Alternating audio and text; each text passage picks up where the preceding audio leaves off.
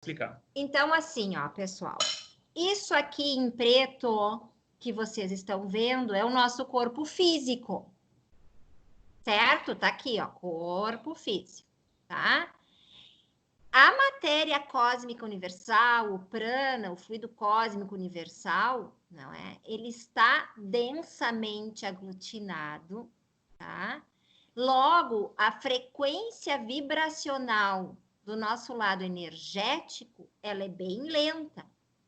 Ela tem uma velocidade assim reduzida, digamos assim. Se a gente vai no que a gente sai do corpo físico, todas essas projeções que vocês veem aqui são projeções de corpos sutis. O primeiro corpo sutil que nós temos, tá? É o corpo etérico, estão vendo? Onde a nossa, o prana, o fluido cósmico universal, ele tem uma vibração mais rápida, mais veloz, mais sutil. Aí a gente vai para o corpo astral, que é mais sutil ainda. A gente vai para o corpo mental, que é mais sutil ainda, até o corpo causal, que é praticamente espiritual. Não está representado nesse desenho, mas além do corpo causal, existem ainda outras esferas espirituais. Volta lá. Entenderam, pessoal, essa representação? Todo mundo conseguiu ter uma noção, tá? Então, isso quer dizer o quê? Cada um... Tem como tu botar aqui pequenininho? Nem para todo mundo ver? Nem a gente viu? Aqui, nessa partezinha aqui. Tá todo mundo vendo ali no cantinho o desenho? Faz um joinha. Estão vendo ali? Beleza, tá? Então, assim, ó.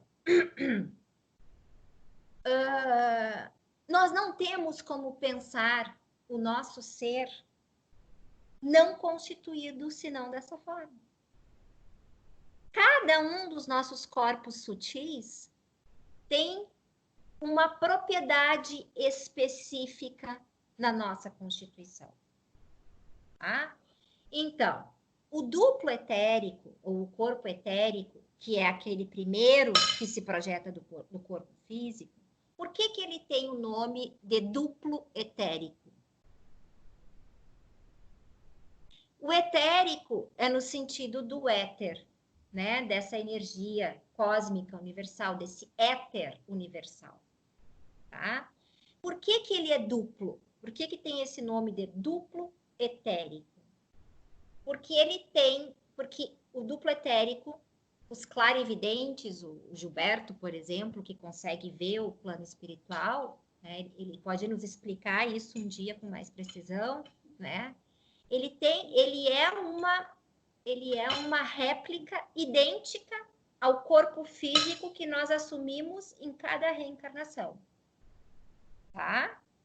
E ele é o que faz a comunicação, a troca de informação do plano astral para o físico e do plano físico para o astral. Por isso, duplo etérico, porque ele tem essa função dupla para os dois planos, para o plano físico e para o plano espiritual, certo? O duplo etérico dos corpos sutis é o mais, entre aspas, materializado que existe. Mais denso. É o mais denso, né? Representado ali. Se vocês forem olhar o nosso desenho, dos corpos sutis, ele é o que tem as partículas pretas mais próximas, né? Isso quer dizer que a energia vibracional nele vibra mais intensamente do que no corpo físico, mas menos intensamente do que no corpo astral, por exemplo. Tá? O fundamento maior do duplo etérico, do corpo etérico, é se prestar como um molde para a nossa constituição física. Então, por exemplo, assim, quando a gente vai reencarnar, no intervalo entre as reencarnações, a gente, depois, né, de passar, talvez, por regiões umbralinas, talvez por momentos, assim, de doutrinação, né? Existem os intervalos entre as encarnações, onde a gente vai planejar, com a ajuda dos nossos mentores espirituais, nossos anjos guardiões, nossos amigos espirituais, a gente vai planejar a nossa volta numa próxima reencarnação. E a gente vai reencarnar no ambiente e entre as pessoas que a gente tem os karmas, que a gente tem os resgates, que a gente tem coisas a reparar, a gente tem provas, né? Qual é a diferença entre provas e expiações? Já pararam para pensar? Quem é que arrisca dizer a diferença entre provas e expiações? As nossas provas, não é? São todas aquelas situações, aqueles defeitos que nós temos que evoluir. Né? Então, por exemplo, se numa outra vida eu fui uma pessoa extremamente avarenta, tinha muitas riquezas e não soube usar isso em prol, não só de mim mesmo, não é? Eu talvez terei como uma prova, né? Eu vir numa família ou num ambiente, né? É só um exemplo dos bilhares que podem ter, tá, pessoal? Em que eu vou ter dificuldade financeira. Como uma prova para eu desenvolver o meu lado não materialista. É uma prova. São obstáculos que nós mesmos selecionamos numa determinada encarnação como o único meio da gente superar um defeito. Né? Uma vida, digamos que eu fui a Gisele Bündchen, né? Era uma pessoa belíssima e vivi a vida inteira em função disso, da beleza, da vaidade.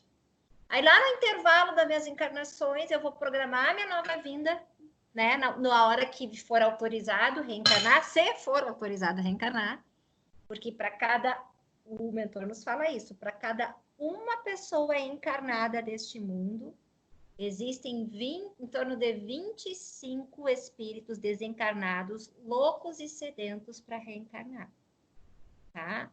Então, numa outra vida, eu vou reavaliar minha vida passada, eu vou ver o quanto eu perdi por ter me envolvido com o lado material, físico, com a vaidade, quanto isso me prejudicou de evoluir, de crescer, e eu vou pedir, eu vou escolher vir num corpo físico bem desprivilegiado, bem feia, bem horrível, para eu não cair naquela tentação de, né, ir para o lado da vaidade de novo. Como uma prova para eu evoluir. Isso são as provas. As expiações estão mais ligadas aos nossos resgates. Porque nesse balanço que a gente faz entre uma encarnação e outra, né, que a gente está num plano regenerativo, onde existe o mal, mas predomina o bem, nós temos uma condição melhor de avaliar, de pensar, de respirar, de ver as coisas. É que nem tu tá lá no meio do... Tu ter que te concentrar numa leitura espiritualista que te exige foco, concentração lá no show, no meio do show do Metallica, nada contra, né? Quem gosta, né? Aquela coisa, aquele monte de gente, aquela barulheira. E eu fazer esse estudo, né? Sentadinha na minha casa, com um incenso aceso, com uma musiquinha, com tranquilidade. Onde é que eu vou conseguir assimilar melhor o conhecimento? Óbvio que em casa. Então, nesses intervalos de encarnação, como a gente faz os intervalos da reencarnação, num plano regenerativo, onde existe o mal, mas predomina o bem, a gente se dá conta de muita bobagem que a gente fez, de muita gente que a gente prejudicou, de muito karma que a gente criou. E a gente se envergonha disso, e a gente tem o remorso, e a gente pede para vir filho da pessoa, irmão, pai, marido, mulher, e poder reparar todo o mal que fez na outra vida para essa pessoa.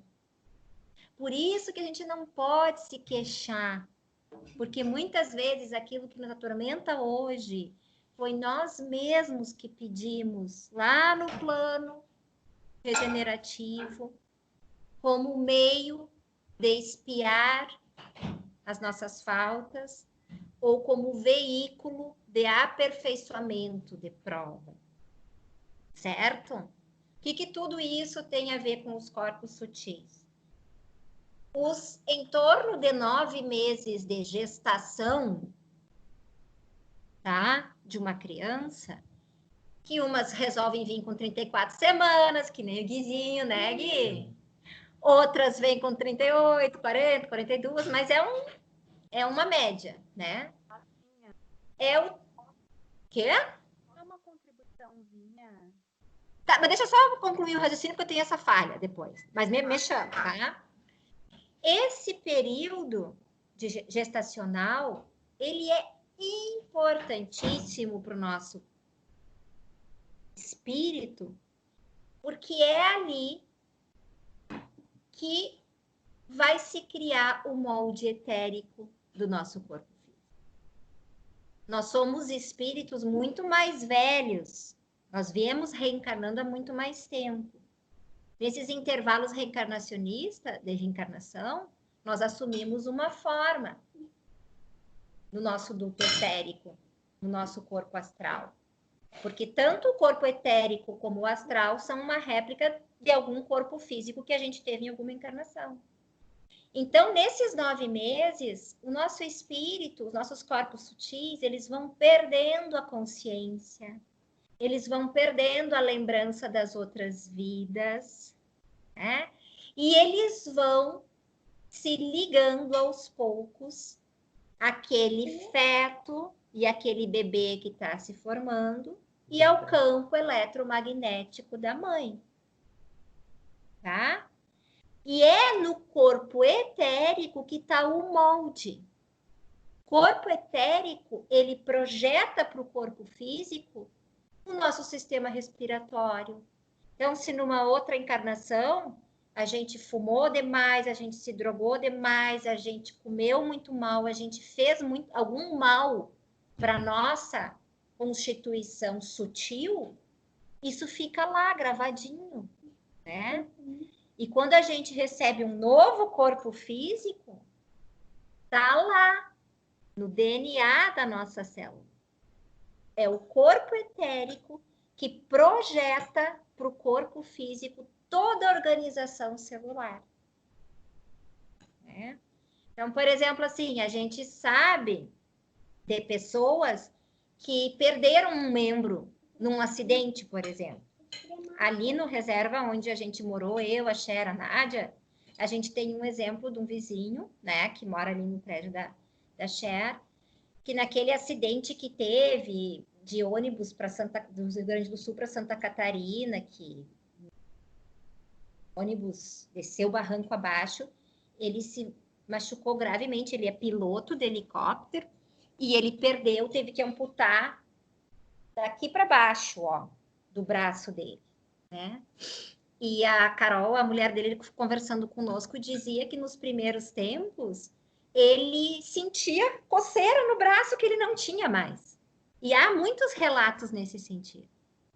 Por quê? Porque o que pereceu no acidente foi o braço físico. Mas o molde tá ali. Só que a gente não vê. O molde, tanto no duplo etérico como no corpo astral, não se desconstituíram. Só vai se desconstituir quando a gente desencarnar. Porque o corpo etérico acompanha o corpo físico no seu destino. Cada vez que a gente se desencarna, que o nosso corpo físico vira pó, o nosso corpo etérico se dissolve junto. O que segue? Bota ali de novo. É o corpo astral, o corpo mental e o corpo causal, que nós vamos estudar nos próximos encontros. Mas corpo físico e corpo etérico, um não existe sem o outro. Eles se decompõem cada vez que nós desencarnamos. Correto? Então, é no corpo etérico, no duplo etérico, que existe o molde. Então, por exemplo, assim, ó, Quando a gente se machuca, que dá uma esfoliação na pele, a nossa pele, existe a reconstituição celular, molecular, sem sombra de dúvidas, mas ela é ditada pelo molde do duplo etérico. O duplo etérico tem o molde de tudo que é possível reconstituir no nosso corpo físico, o que é possível reconstituir. Que é aquela ideia da física quântica de que o todo está no pequeno e o pequeno está no todo. Células troncos, o que é isso? É sabido que em qualquer célula do nosso organismo existe toda a informação genética sobre todo o nosso corpo. E dali tu conseguir clonar um indivíduo como você. Porque qualquer célula do organismo do Germano que eu pegar vai ter toda... Isso daí não é espiritualismo, isso aí é ciência, tá, pessoal? Vai ter toda a informação genética do Germano. É uma loucura isso, né, pessoal? A gente tem muito que pensar sobre isso. Fala-me. É que assim, ó, eu queria colocar um pouquinho, principalmente para quem está chegando. Toda essa responsabilidade que a gente tem e que a gente traz com a nossa formação, com o nosso espírito, com aquilo que a gente carrega no perispírito, que eu não sei como é que tu chama aí, né? É muito sério, mas se a gente carregar isso com muita força, a gente pode pecar, entre aspas, e se culpar demais, né? E essa culpa grande que a gente carrega, às vezes, talvez nos prive de evoluir também, né? Nos trave, nos dê aquele medo de, mas então eu sou assim, porque às vezes a gente nasce bem e contrai, desenvolve aquilo que tem que desenvolver ao longo da vida, né? E não entende, principalmente dentro de uma teoria, muitas pessoas dentro de uma teoria espírita até, não entende, fica assim, mas eu tô passando por isso porque realmente eu tenho que passar, porque numa outra vida eu fui muito ruim, então eu tenho que passar, e não se perdoa e não evolui, né? Eu acho que esse perdão de eu errei e essa aceitação é o que vai nos ajudar a evoluir. Colocar isso para quem está aqui chegando, porque às vezes a gente se culpa muito, né? Poxa, eu errei, eu briguei demais com a minha mãe, eu brigo demais com ela, eu sou ruim demais para ela, então eu não tenho direito de melhorar, nem de ser feliz, nem de evoluir, nem de chegar ao estado angelical. Sim, não, com certeza. É que nesse momento eu tô só colocando assim, não tô fazendo assim, eu tô colocando, acho que tu tem que desligar para não dar eco, depois se tu quiser abrir. Eu tô só colocando o funcionamento, né, dessa engrenagem que é o ser humano. Claro. Isso que tu está trazendo é importantíssimo e em outro momento a gente, né, pode estudar isso também, mas eu não estou tentando assim o juízo de valor, assim, porque essa questão das culpas, por exemplo, que é o que tu está trazendo e que é muito importante, e tu está certíssima nisso, a gente vai poder entender melhor quando a gente estudar o corpo astral, que é o reservatório das emoções, entende? É lá no corpo astral que está o reservatório das emoções. O que eu estou colocando agora é mais no sentido assim, para vocês entenderem, não é? Primeiro, para dar aquele primeiro questionamento de que nós não somos só esse corpo físico aqui que a gente enxerga, e o papel de cada corpo sutil na nossa constituição multidimensional. Né? Ainda que a gente estratifique isso como apareceu na figura, isso não é um funcionamento assim, no corpo sutil, no corpo astral eu sinto, no corpo mental eu tenho atividade intelectual, o duplo etérico é o meu molde para que se projeta na minha constituição física, e cada um funciona num determinado momento. Não, isso é uma coisa só. E o bacana é que nós vamos conseguir conversar aqui, eu quero que vocês tragam isso também, é que os chakras, os nadis, os meridianos, eles têm um papel fundamental na integração de todos esses corpos formando o nosso ser. Entende? Mas o que tu falou tá certíssimo, é que eu não tô entrando nessa questão de juízo de valor, entendeu? Eu tô sendo esse encontro aqui é um encontro assim só pra gente nesse momento entender como é que a gente é constituído, para depois a gente ver como é que a gente vai funcionar e lidar com as emoções. Mas é que aí que tá a questão toda. Eu entendo que pra gente conversar sobre culpa, a gente tem que entender onde é que a gente sente a culpa. Para a gente conversar sobre culpa, a gente tem que entender como é que funciona esse ser multidimensional para a gente trabalhar ela. Entendeu? Então, nesse primeiro momento, é um estudo técnico mesmo, para a gente saber. É que nem tu pegar um celular, né? E tu vai abrir aqui, tu vai ver como é que funciona a engrenagem do celular. Para depois a gente usufruir dele, fazer uma videochamada, fazer uma ligação, né? O que eu estou propondo nesse grupo, pessoal, é a gente se conhecer como indivíduo, micro-organismo, não é? E conhecer, né, tudo que está ao nosso alcance conhecer, assim, ao nosso entorno, no universo, entendem? E infelizmente chegou, infelizmente para mim, desculpa, eu falei demais, eu sei, mas chegou no final do nosso encontro, a gente tem que encerrar, né? Eu espero que vocês tenham tido a oportunidade, assim, de pensar um pouco, né, sobre isso, e eu peço, pessoal, encarecidamente, que vocês não se façam que nem a Milena, assim, vocês não se conformem com o que vocês estão ouvindo aqui. Se vocês não concordam, se vocês têm dúvidas, se vocês têm coisas a acrescentar, né, se não deu nesse encontro, no próximo, né, vocês vão ver que eu sempre, antes de ir em frente, eu vou perguntar se ficou alguma dúvida, se a partir dos estudos que vocês fizeram, se surgiu alguma divergência, porque como eu falei, eu não sei tudo, eu sei quase nada, eu só tenho um pouquinho, assim, ó, eu tenho estudado um pouquinho para tentar instigar em todos nós e todos aqueles que vierem a aderir a esse grupo, o estudo, tá? Alguém ficou com alguma dúvida rápido agora que a gente possa falar? Ou vamos encerrar e daí no encontro que vem a gente retoma? É muita coisa para a gente pensar, né?